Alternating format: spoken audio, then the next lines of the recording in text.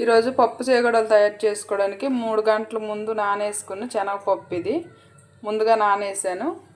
1 cup బియ్యం పిండి తీసుకున్నాను, 1/2 కప్పు మైదా పిండి తీసుకున్నాను. ఇదే కప్పుతోని 1.5 కప్పు వాటర్ వేసుకొని ఇదిగో ఒక కళాయి తీసుకున్నాను. ఒకటి వేసాను, 1/2 కప్పు మొత్తం 1.5 కప్పు వాటర్ వేసాను. మనకు కొంచెం సాల్ట్, పప్పు చేగడలు కలర్ రావడానికి కొంచెం రెడ్ ఫుడ్ కలర్, కొంచెం పసుపు, 1 స్పూను వాము వేస్తాను,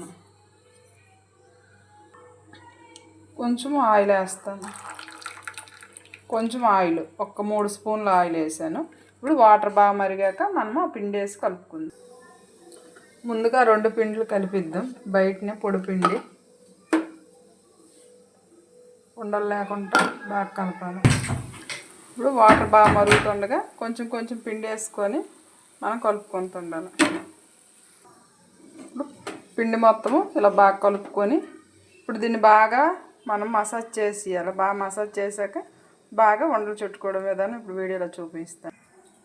ఇదిగో ముందుగా ఇలా బండ మీద పెట్టి బాగా పామేసాను, చూడండి ఎంత మెత్తగా అయిపోయిందో. ఇప్పుడు కొంచెం కొంచెం తీసుకొని మనము ఈ చుట్టుకునే విధానం ఇప్పుడు చూపిస్తాను. ఇప్పుడు దీన్ని ఇలా రోల్ చేసుకోవాలి. ఇప్పుడు ఈ పప్పుని ఇలా అంటించుకోవాలి.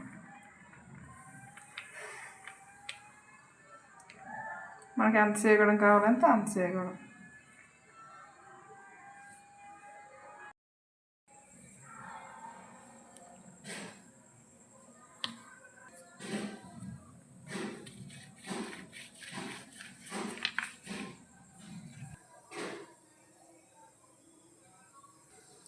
పప్పు చేగడలు చూడండి ఇలా తయారు చేసుకొని ఇప్పుడు ఆయిల్ పక్కన తీసుకొని ఆయిల్ బాగా వేటెక్కాక ఒక్కొక్కటి అందులో వేసుకుందాం.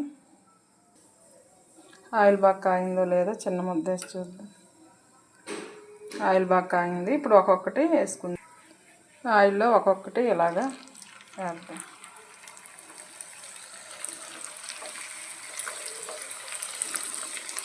వెజ్జీలు బాగా కలుపుకోవాలా, లేదంటే ఈడిపోతుంది.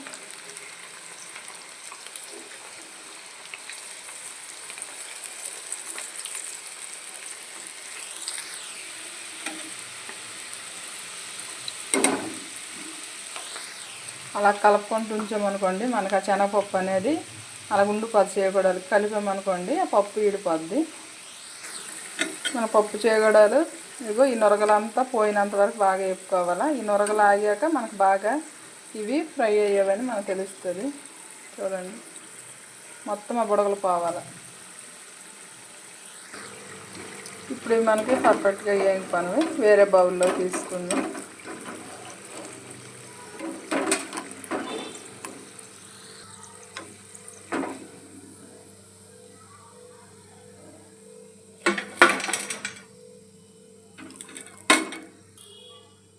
మళ్ళీ ఇప్పుడు రెండోది ఇలా ఒక్కొక్కటి.